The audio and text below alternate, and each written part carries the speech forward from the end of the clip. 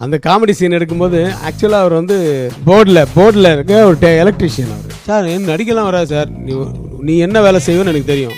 அங்கே உட்காந்து நீ பொரி சாப்பிடுவேன், வேர்க்கடலை சாப்பிடுவேல்ல, இங்கே உட்காந்து நீ மிக்சர் தரேன் சாப்பிட்டுனே இருக்கு, வேறு ஒன்றும் பண்ண வேணாம். ஆக்ஷன்னா நீ மிக்சர் சாப்பிடணும், வேறு எதுவும் பண்ணக்கூடாது. நல்லா அரைச்சி சாப்பிடு. இவர் நல்லா வெள்ளையாக இருப்பார், மிக்சர்லாம் வச்சுருப்பார், கொஞ்சம் ஆள் வாட்ட சாட்டமாக இருப்பார். அவர் போர்டில் உட்காந்துருவார். உட்காந்துட்டு அவர் தான் 5 on 6 onனா 5 6 on பண்ணிட்டு அப்படி உட்காந்து புக்கை படிக்கிறது பண்ணிட்டு இருக்காரு. இப்போ பார்த்தானே இந்த மாதிரியே அதான் எழுது நின்று வேலை போய் லைட்டு கிட்ட தூக்க மாட்டேன்னா திட்டிகிட்டு இருப்பேன். சார் நமக்கு வேலை எலக்ட்ரிஷியன் வேலை சார், எலக்ட்ரிக்கல் ப்ராப்ளம் தான் கூப்பிடுங்க சார், வர நீ வச்சுக்கிறேன் ஒன்று.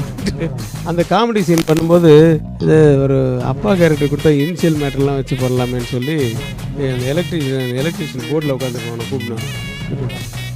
சார் எந்த வேலையும் செய்ய மாட்டேன்னா அங்கே உட்கார், நீ ஒரு சார் என்ன நடிக்கலாம் வராது சார், நீ என்ன வேலை செய்வேன்னு எனக்கு தெரியும்.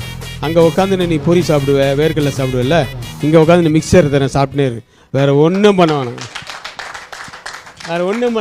மிக்சர் மட்டும் சாப்பிட்னாரு. அதனால விபூதி போட்டாச்சு உட்காரு. நடுவில் ஷார்ட்டையோ மிக்சர் மட்டும் ஆக்ஷன்னா நீ மிக்சர் சாப்பிட்ணும், வேறு எதுவும் பண்ணக்கூடாது, எல்லாம் அரைச்சி சாப்பிடு.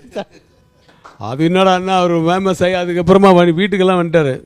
வீட்டுக்கு தாப்பால தட்டில் பழம்லாம் எடுத்து, சார் என்ன நடிகை ஆகிக்கிட்டீங்க சார் நீங்கள். 6 o'clock ஈவினிங் வர வேண்டியவர் எத்தனை மணிக்கு வந்தால் உங்களுக்கு கோபம் வரும்? 2 மணிக்கு தூக்கி வந்தார் கேள்விப்பட்டேன். 3 மணிக்கு வர்றாரு வெடி கிளம்புறோம்.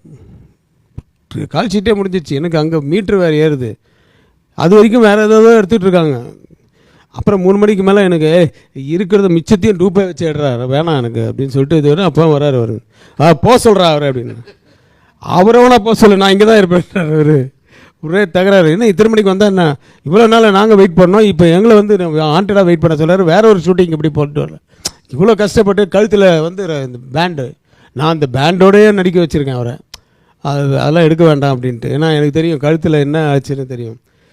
அப்படி தகராறு பயங்கரம். நான் இப்போ சொல்லி அப்புறமா நான் என்ன நீங்கள் இருங்க நான் சொல்லிட்டு கனல் கண்ணை வந்து ஃபுல்லாக நல்லா பண்ணான். அதனால தான் அவனை அடுத்த படத்தில் அவனை மாஸ்டர் ஆக்கிட்டேன் கனல் கண்ணனை.